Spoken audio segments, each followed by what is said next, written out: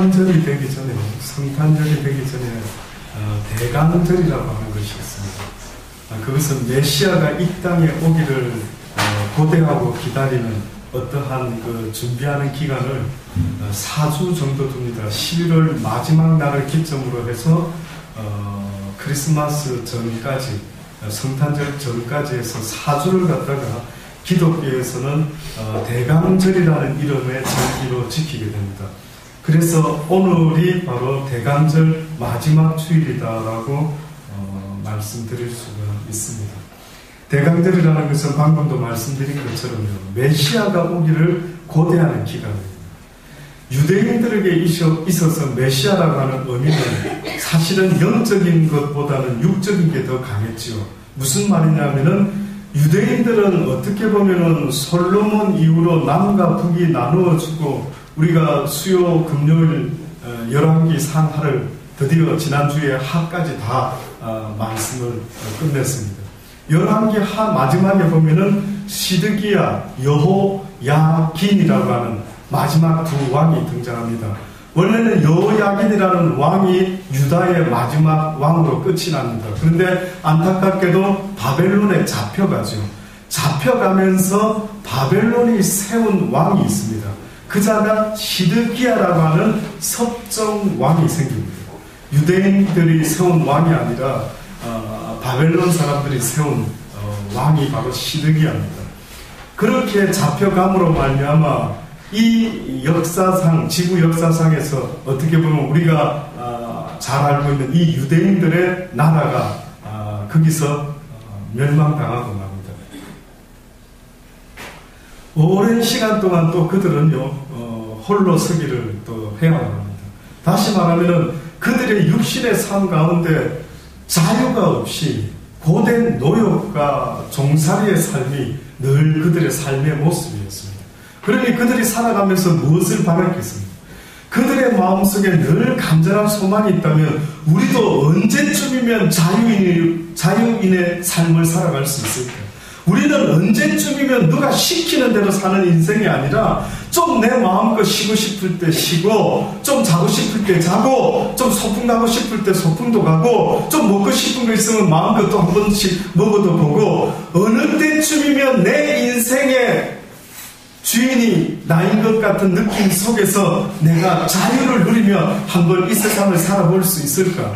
늘 자유 없는 억눌린 삶 속에서 살아가는 그들에게 있어서 한 가지 소망이 있었는데, 그 소망이 뭔 줄 아십니까? 우리 유대 민족을 제발 강한 나라로 좀 만들어줄 수 있는 메시아가 있으면 좋겠다. 구세주가 있으면 좋겠다. 구원자가 있으면 좋겠다. 강한 리더십을 가진 대통령이 좀 있었으면 좋겠다라고 갈망했던 그때에, 다시 말하면 2000년 전에 유대인들이 또 다른 로마라고 하는 나라의 속국으로 살면서 우리 민족이 일본의 지배를 받았던 것처럼 유대인들이 로마의 통치를 받고 있을 때 또 그때도 갈망했던 것입니다.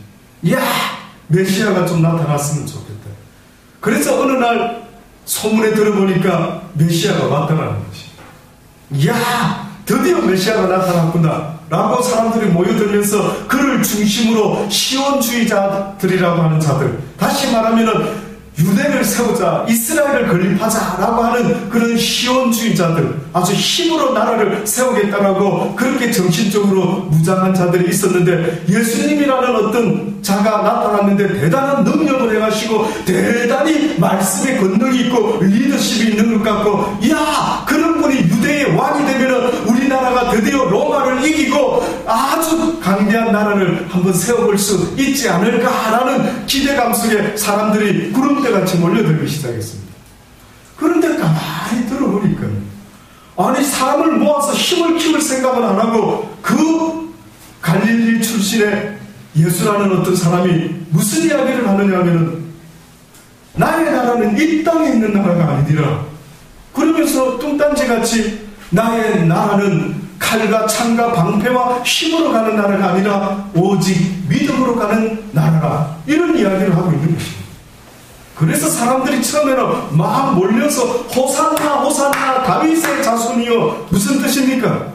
호산나 호산나. 다윗이 옛날에 우리나라를 아주 강대하게 만들었던 것처럼 이제 그 다윗의 혈통 가운데 한 자가 오셨으니 바로 이분이 그분 아니겠는가. 그래서 사람들이 막 환영을 하고 박수를 치면서 드디어 우리 유대를 아주 강한 민족으로 만들어 주시겠구나라고 예수한테 그렇게 기대를 걸었던 것입니다.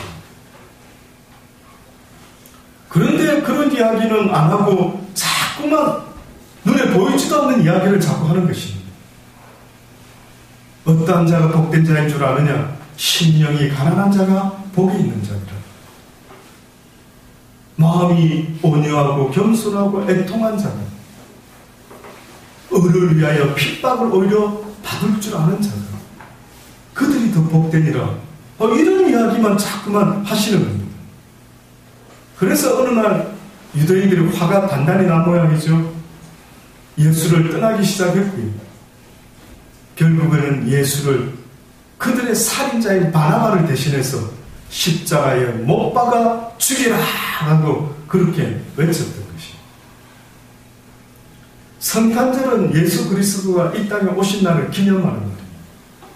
그런데 이 땅에 오신 이유가 뜻밖에도요, 유대를 회복시키기 위함도 아니고 그 누구에게 세상적인 복을 주기 위함이 아니라 오직 하나님이 예수 그리스도를 통하여 우리에게 주기를 원했던 복이 있다고 한다면 그거는 바로 영원한 생명의 복을 주기를 원하셨던 것입니다. 예수님이 이 땅에 오신 이유가 무엇입니까? 라고 한마디 간단하게 짧게 목사님 말씀해 주세요 라고 한다면 그것은 바로 우리에게 사망으로 모든 것이 끝날 수밖에 없는 이 불쌍한 인생, 또다시 말하면 사망을 전제로 하는 인생, 사망당할 수밖에 없도록끔 지금 우리의 육신의 삶을 주관하고 있는 이 사단의 법 속에서 살아가는 이 불쌍한 우리의 인생을 살리시기 위하여 이 땅에 오셨다라고 성경이 선포하고 있습니다. 그래서 오늘 본문의 말씀에도 뭐라고 말하느냐면 전에 고통하던 자에게는 흑암이 없으리로다. 전에 고통하던 자들, 다시 말해서 이 땅에서 이스라엘 백성들이 하나님 앞에 늘 잘못함으로 결국은 그들이 열방 가운데 늘 공격당하고 늘 패배하고 늘 찢기고 늘 포로로 잡혀가는 이런 고통하던 육신의 삶이 끝나는 날이 올 것이라. 이것을 성경은 너희가 흑암 가운데 사는 백성이라 나왔습니다. 늘 죽음이 가까이에 있는 삶, 늘 죽음이 전제되어 있는 삶, 소망과 약속과 희망이 없이 늘 죽음이라고 하는 그 암흑이 우리를 주관하고 있는 삶, 이것을 성경은 흑암 가운데 있는 삶이라고 설명을 하고 있습니다. 옛적에는 여호와께서 스불론 땅과 납달리 땅으로 멸시를 당하게 하셨더니, 다시 말해서 이스라엘 백성들이 어느 때 하나님 앞에 하나님을 기억지 못하고 살아갔을 때 그들이 열방 가운데 그렇게 괴롭힘을 당하고 멸시당하며 살았으나 후에는 해변길과 요단 저편 이방의 갈릴리를 영화롭게 하셨느니라. 흑암에 행하던 백성이 큰 빛을 보게 됐고 사망의 그늘진 땅에 거하던 자에게 빛이 비치도다. 주께서 이 나라를 창성케 하시며 그 즐거움을 더하게 하셨으므로 수수하는 즐거움과 탈취물을 나누는 데의 즐거움같이 그들이 주의 앞에서 어느 날인가 이렇게 즐거워할 날이 오게 될 것이다. 이는 그들의 무겁게 맨 멍에와 그 어깨의 채찍과 그 압제자의 막대기를 꺾으시되 미디안의 날과 같이 꺾어버릴 것이다. 미디안의 날과 같이 유대인들이 당했던 그 압박과 그 고통을 이제 모두 다 해방시키게 될 것인데, 그것은 바로 미디안의 날, 다시 말해 기드온 용사가 300인의 용사와 더불어서 미디안을 쳐서 이겼을 때, 유대인의 역사 가운데 어느 전쟁이 가장 위대한 전쟁이었습니까? 라고 물어보신다면 오늘 이사야는 말하기를 그것은 바로 미디안의 전쟁입니다. 그 미디안의 전쟁입니다. 다시 말해서 기드온이 300용사와 함께 그 수많은 미디안을 쳐 없앴던 그 놀라운 승전, 이것이 바로 최고의 전쟁 중에 전쟁의 승리 아니겠느냐. 바로 이런 일이 있게 된다는 거예요.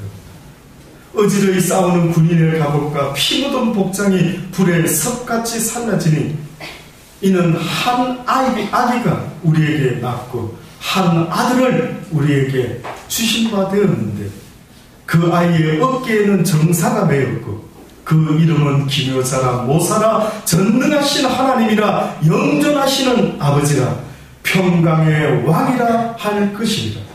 그 정사와 평강의 더함이 무궁하며 또 다윗의 위에 앉아서 그 나라를 굳게 세우고 자금 이후 영원토록 공평과 정의로 그것을 보존하실 것이라. 만군의 여호와의 열심히 이 모든 일들을 기억하고 이루시리라. 이것이 이사야가 앞으로 몇천 년 후에 일어날 일을 환상을 보고 지금 써놓은 이야기입니다. 환상을 보니까 어느 날 한 아기가 태어나는데 보니 그 아이는 사람의 아들이 아니라 신의 아들이 이 땅에 한 여인의 육신을 빌려서 이 땅에 태어나게 되는 것을 이사야가 보았던 것입니다. 그런데 보니까 그 아이의 어깨에 영적으로 무엇인가 그 아이가 이 땅에 태어난 이유를 보여주고 있는 환상을 보게 되는데 보니까 그 어깨에는 무엇을 메었다고요? 정사를 메었다고요. 정사가 뭡니까? 나라를 다스리는 힘과 능력과 계략을 가진, 계획을 가진 한 분이 이 땅에 태어나게 되었다. 그 이름이 기묘자는 다시 말하면 너무나 신비로운, 도대체 그분의 통치 방법과 그분이 백성을 다스려가는 그 방법이 너무나 기묘하고 너무나 모사가 뛰어난, 어느 인간도 그분의 생각을 알 수가 없는 그런 생각을 가지고 백성들을 다스릴 평강의 왕이 태어나는데, 뜻밖에도 육신의 족보 가운데 다윗의 혈통 가운데 그분이 태어나게 되는 것을 이사야가 보았던 것입니다.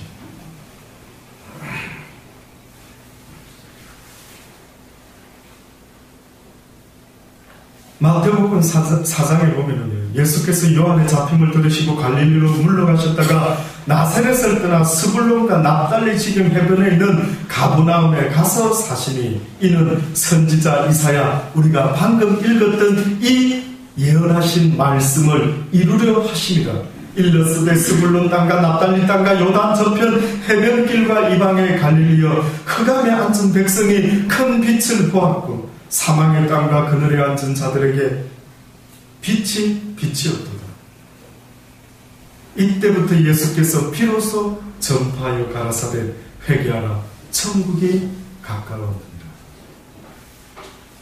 이때부터 예수님은 사람들에게 무엇을 가르쳐줬느냐 하면 내가 다스릴 나라, 너희가 같이 함께 살아야 될 도성이 있는데 그것은 바로 이 땅이 아니라 영원한 하나님의 새 예루살렘의 도성에서 내가 왕이 될 것이요 너희는 나의 백성이 될 것이라. 그 나라에 살기를 원하는 자들아 너희가 회개함으로 내게 나오지 못하면 내 백성이 될 수가 없느니라. 호주 시민권을 받으려고 해도요 법적으로 하자가 없어요. 철저하게 검사하죠. 호주 시민권을 가지고 살아보려고 할 때에 혹시나 다른 거는 몰라도 벌금을 내지 않았다든지 무슨 범죄를 한 것이 있다든지 이런 것이 하나라도 조그만 것이라도 걸리게 되면 그 사람은 자격을 잃게 됩니다. 하물며 하나님의 나라의 시민권자로 살아갈 너희들은 어떠해야 될 거냐. 나는 특별히 주문하고 요구하는 규정이 있다. 그것은 바로 먼저 회개하라. 먼저 이제까지 하나님을 모르고 내 생각과 내 판단대로 살아왔던 이 땅에서의 너의 생각 속에 살았던 모든 삶을 회개하라. 그것이 결단코 나의 뜻이 아니란다면 그것이 결단코 사람과 반대되는 모든 모습들은 다 죄였느니라. 내가 너희들에게 가르친 유일한 삶의 목적, 그 의미는 바로 사랑이라고 말했습니다. 사랑에 위반되는 모든 것들은 다 회개해야만 되는 것들이다. 바로 이 성탄절을 볼 때마다 저는 여러분이 오늘 이 시간에도 내가 지금까지 사랑의 삶을 살아왔는가 하는 것을 돌아볼 수 있는 시간이 되기를 원하는 것입니다. 성탄절이라는 것은 하나님이 세상을 이처럼 사랑하셔서 독생자 예수 그리스도를 우리를 위하여 보내주, 이것을 성경은 뭐라고 말하고 있는 줄 아십니까? 하나님의 사랑이 이렇게 우리에게 확증되었느니라 라고 그렇게 성경은 언급하고 있습니다. 예수 그리스도를 이 땅에 보내셨을 때는 이분이 평강의 왕이 될 것이다, 예루살렘의 샬롬의 왕이 될 것이다 라고 말씀했는데 사람들이 그 뜻이 뭔지 몰랐던 것입니다. 그런데 예수 그리스도께서 평화를 위하여 인간과 하나님 사이에 끊어지고 마른 그 불화의 관계를 평화로 연결하기 위해서 예수 그리스도께서 이 땅에 오셔서 십자가의 죽으심으로 다 이루었다라고 말씀한 것은요, 이제는 내가 인간과 하나님과의 관계 속에서 화평을 만들어라, 인간과 인간 사이를 화평하게 만들겠다라고 성경이 말하고 있는 게 아닙니다.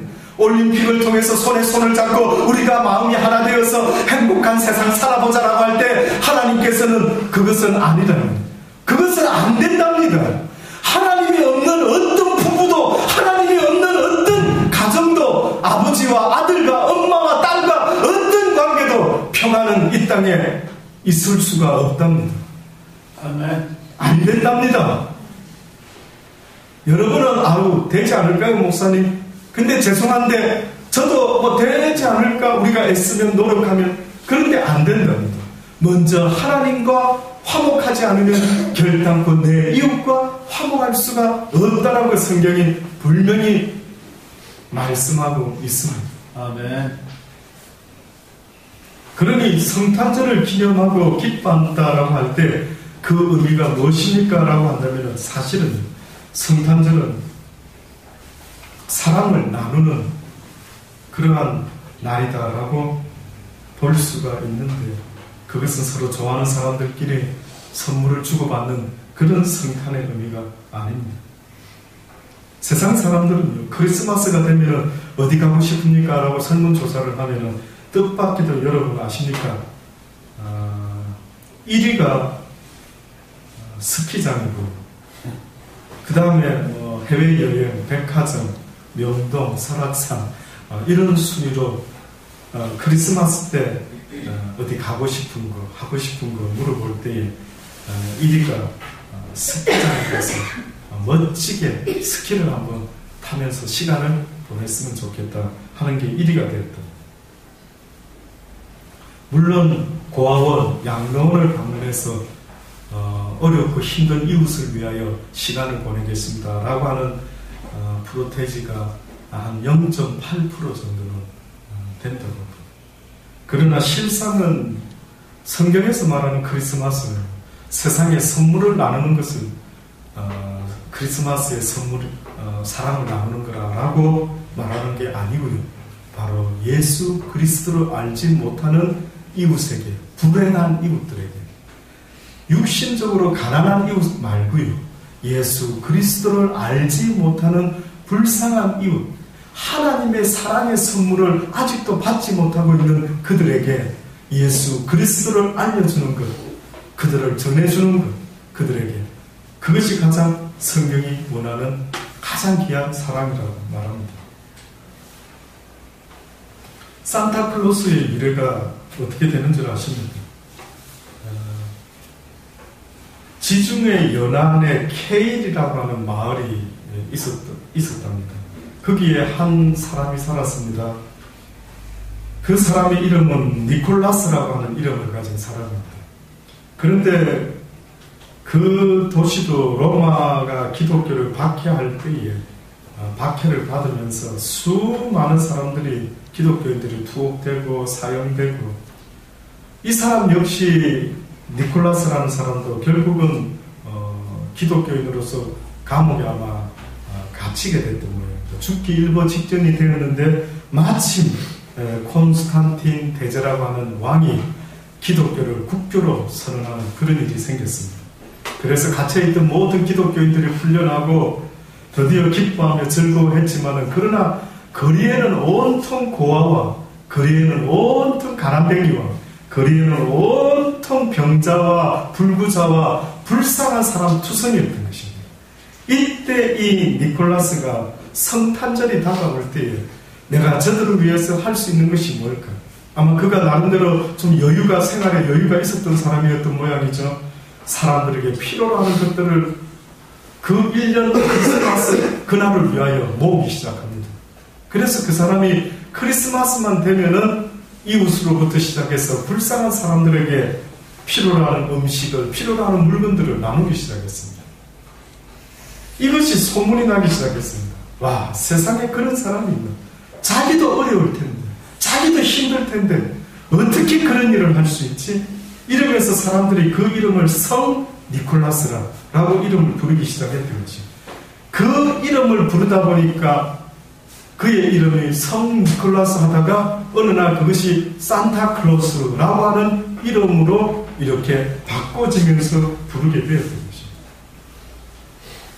이것이 바로 우리가 말하는 성탄절에 선물을 나누는 그 어떤 유래가 된 이야기입니다. 러시아의 한 작은 마을에 파파노라고 하는 이름을 가진 할아버지가 살고 있었습니다. 근데 이 할아버지는 구두방을 하면서 생계를 이어가는 그런 어려운 가운데 생활했던 할아버지였습니다. 근데 그 할아버지가 크리스마스 전날 밤에 꿈을 꿉니다. 꿈을 꾸는데 무슨 꿈을 꾸느냐면은 예수님이 나타나셨는데 그 예수님이 자기에게 파파노야 라고 하시면서 내가 내일 너를 만나고 싶단다. 내가 내일 너의 집에 찾아가기를 원한다. 예, 예수님 오십시오, 오십시오. 환영합니다, 환영합니다. 너무 꿈을 깨고 나서 설레이는 마음으로요. 아침 일찍 일어나가지고 예수님이 오시면은 따뜻한 빵과 스프를 대접하려고 아침 일찍 그 추운 러시아 땅에 사는 이 파파노 할아버지가 그렇게 준비를 하고 기다립니다. 그런데 아침이 좀 지나고 이제 정오를 향해 가는 시간쯤에 도무지 예수님이 오실 생각을 안 하는 거예요. 이상하다. 그럼 언제 오신다는 거지? 뭐 이런 생각 속에 있는데 보니까 앞에 할아버지 한 분이 청소를 하는 할아버지가 청소를 하면서 가게 앞을 지나가는 겁니다.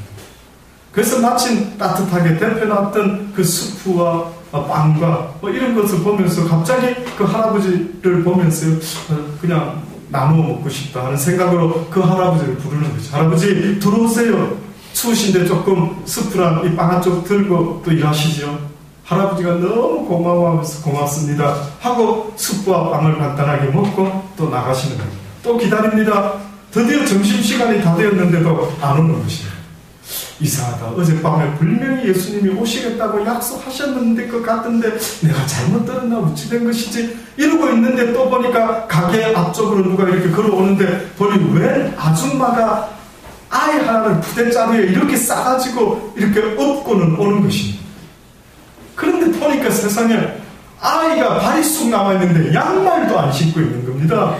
그러니 이 파파노 할아버지가 구두방까지 하는데 왠지 마음이 안쓰러워서 문을 열고 들어오라고 잠깐 들어왔다가 아니 애 발을 갖다가 양말 너무 가난한 겁니다. 그래서 이 파파노 할아버지가 어제 내가 안 그래도 뭐 요만한 사이즈 맞을 만한 신발을 내가 가만히 있으라 본 것 같은데 이러면서 그 할아버지가 그 신발을 찾아가지고요 그 아이의 발에 신겨주는 것입니다. 이거 좀 애 발 좀 놓겠다가 나가시라고. 아주머니가 너무너무 고마웠어요. 고맙습니다. 고맙습니다. 몇 번이나 인사를 하는 것입니다. 그리고 이제 또 나갔습니다. 그런데 또 예수님이 아직도 안 들어오시는 겁니다. 도대체 언제 오시지? 언제 오시지? 드디어 저녁 시간이 다 돼갑니다.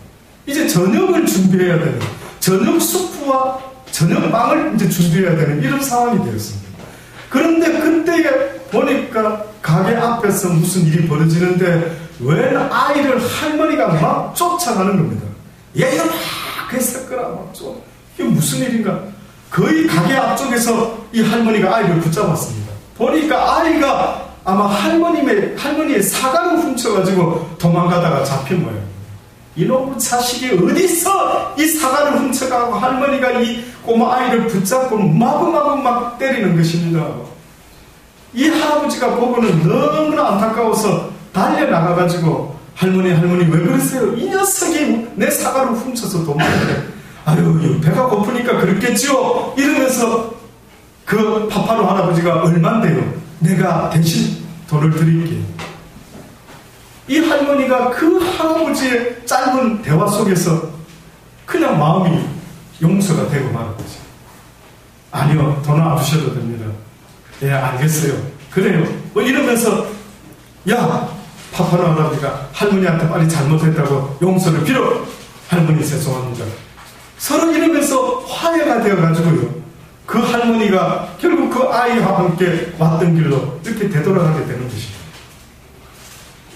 또 파파노 할아버지가 들어와서 바깥만 이렇게 쳐다보고 이제나 저제나 예수님이 어젯밤에 오신다고 분명히 약속하셨는데 왜 오시지 않지? 라는 마음 때문에 계속 바깥만 쳐다보다가 오늘 하루 종일 청소부 아저씨 대접하고 아줌마와 아기를 그냥 구두 하나 갖다 주고 또 싸우던 할머니와 아이 사각과 물을 줄려 했다가 막 그냥 잘 돼서 돌아가고 오늘 하루 겪었던 일이 이게 다인 것입니다.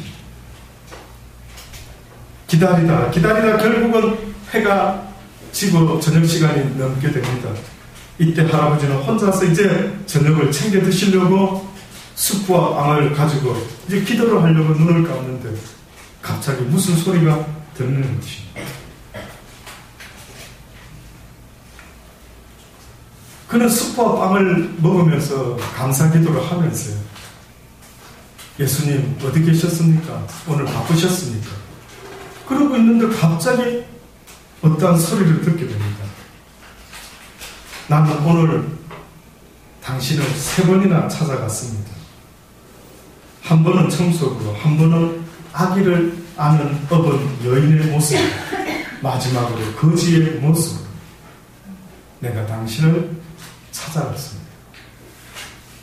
당신이 나에게 해준 그 고마움, 그 사랑 내가 결코 잊지 않을 겁니다. 이러는 겁니다. 그 할아버지가 얼마나 놀랐겠어요. 그렇구나. 성경도 우리에게 분명히 말씀하지 않습니까? 어느 날 마지막 때에 하나님의 심판 앞에 섰을 때 어떤 사람은 우측에, 어떤 사람은 좌측에, 그러면서 우측에 선 자들에게는 양과 같은 자들이라 말씀하시고 좌측에 서 있는 자들에게는 염소와 같은 자들이라. 그러시면서 뭐라고 설명을 하시냐면은 고맙다 얘들아. 너희가 나가 헐벗었을 때, 목마를 때, 배고팠을 때 나를 먹이고 마시고 입혀주고 했던 그 모든 것을 나는 참으로 고맙게 생각한다.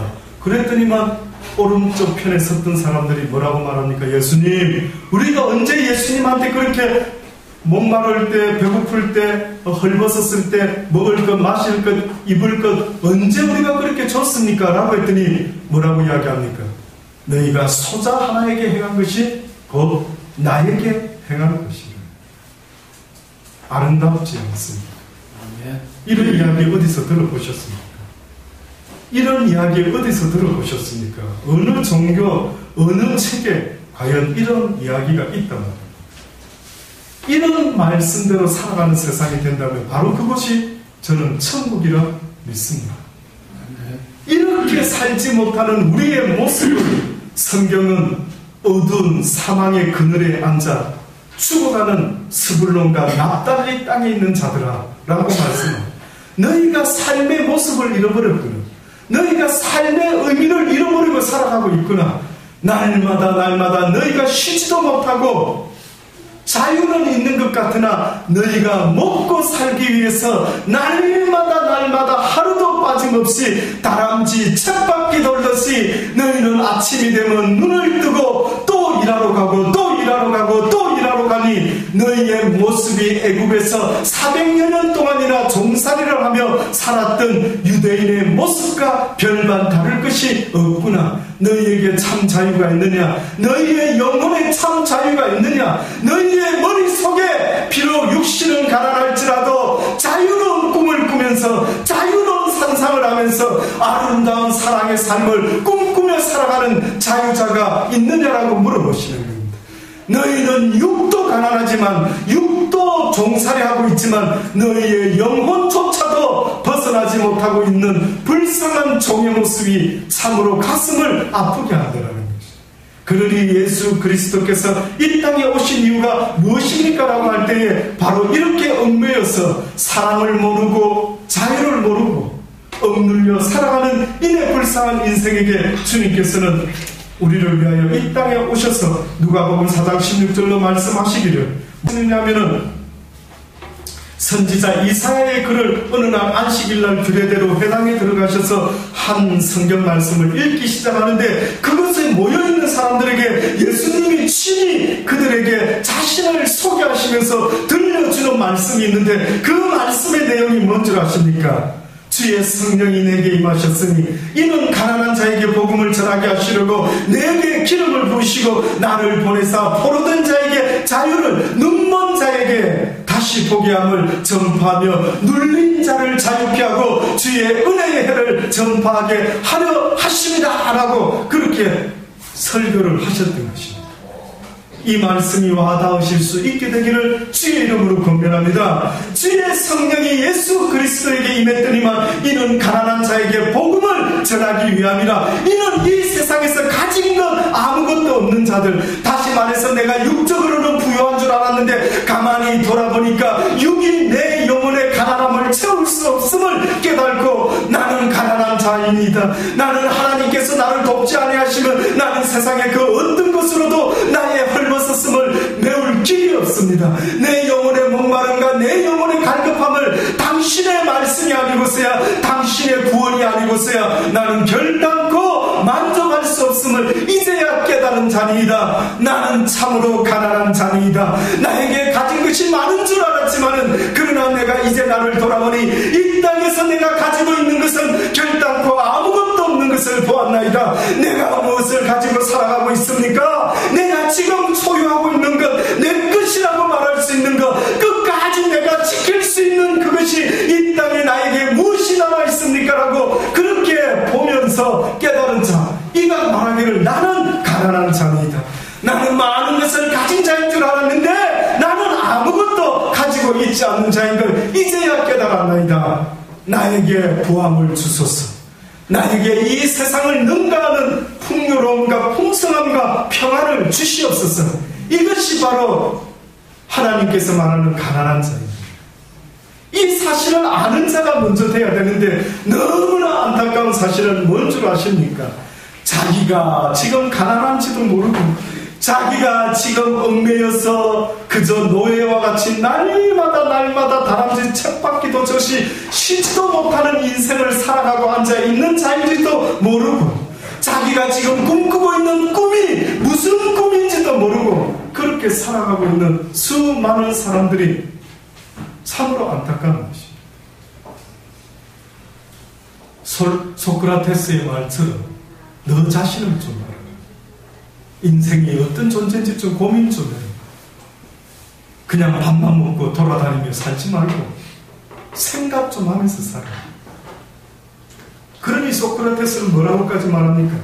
배부른 돼지보다, 배부른 돼지 새끼보다, 밥만 처먹는 돼지보다 오히려 배고픈 소크라테스가 낫지 않아요. 오히려 배고픈, 생각할 줄 아는, 인생이 뭔지를 고민할 줄 아는 그 사람의 가치가 배부른 돼지들보다 그저 먹고 살기만 바라면서 남을 죽이는 일도, 남이 고통당하는 일도 스스럼 없이 해가는 그들의 모습보다 오히려 가난하지만 이웃과 무엇인가를 나누려고 하는 그런 사랑의 마음을 가진 자가 있다면 그가 더 복된 사람의 모습이지 않는가. 오늘 우리 시대에는 참 가치관이 뭔지, 참으로 붙잡아야 되는 아름다운 가치관이 뭔지 상실한 시대를 살고 있는 것 같습니다. 너무나 우리의 생각을 많이 뺏어가는 이 시대, 너무나 생각할 시간을 주지 않는 이 시대, 너무나 재미난 게 많은 이 시대, 너무나 할 일이 많은 이 시대, 정신 바짝 차리지 않으면 먹고 사는 것조차도 어려운 이 시대가 어느 때는 너무나 안타깝더라고요. 옛날에 그냥 농사 짓던 시대에는 그냥 이웃과 더불어 함께 일하고 함께 먹고 나누며 살았던, 비록 부자라고 말할 수는 없지만 그래도 오늘도 하나님이 지켜주시면 금년에도 먹고 살고 또 내년에도 먹고 살 것을 기대하면서 쌓아둘 것을 생각한 게 아니라 쌓아두면 썩을 거니까 올해 지은 농사를 이웃과 나누어 먹으려고 했던 그 시대의 그 모습들이, 어린아이들이 겨울에서 물장구를 치고 올챙이를 보면서 놀라워하면서 개구리를 쳐다보고 잠자리를 잡으러 쫓아다녔던 그때의 그 삶의 모습이 오히려 이 시대를 살아가는 수많은 우리의 모습과 아이들의 모습을 볼 때에 늘 저 마음속에 꿈입니다. 사람과 모든 자연, 짐승들은 다 자연 속에 살도록 지음을 받았는데 하나님은 인간을 지으셨을 때 도시 가운데 지으신 것이 아니라 자연 가운데 지으셨는데 어찌하여 인간만 자연 속에서 벗어나서 벽돌로 집을 짓고 살아가고 있는지, 행복해 보이는 것 같지만 결국은 인간이 만들어낸 모든 삶의 찌끄럽지들이 재생이 되지 않아 이 땅을 오염시키고 있는 이 참담한 현실 속에 살아가는 우리의 모습이 좀 안쓰럽지 않나요? 사랑하는 여러분, 저는 여러분들이 물된 동산교회에 오시는 여러분들이 비록 숫자는 얼마 되지 않지만 그러나 이 어두운 땅에서 소망 없이 희망도 없이 아무 생각도 없이 무엇에 모든 것을 빼앗기고 살아가고 있는지 모르는 이 시대, 바로 이런 하나님이 기뻐하는 자의 삶의 모습과 생각이 어떠한 것인지를 그들에게 이 성탄의 날을 기다리면서 어떻게 하면 그들에게 그 예수 그리스도 하나님의 사랑을 전해줄 수가 있을까라는 것이 바로 저와 여러분의 고민이 되기를 간절히 바랍니다. 기도하시겠습니다. 좋으신 하나님 감사합니다. 이 땅에 오신 주님을 기다립니다. 메시아 되시는 주님, 우리 영혼에 자유를 주시는 주님, 내 영혼이 영원토록 자유하며 하나님을 마음껏 섬기는 그 귀한 모습으로 회복되기를 원하시는 주님, 어느 순간에 이 땅의 종이 되어 하나님을 자유롭게 섬기지 못하고 하나님의 말씀을 쫓지도 못하고 날마다 육신의 은미에 살아가고 있는 우리를 불쌍히 보신 주께서 이 땅에 오셨음을 감사드립니다. 주여 속히 임하시옵소서. 그리하여 우리를 자유케 하여 주옵소서. 예수님의 이름으로 감사하며 기도드리옵나이다. 아멘. 12장입니다.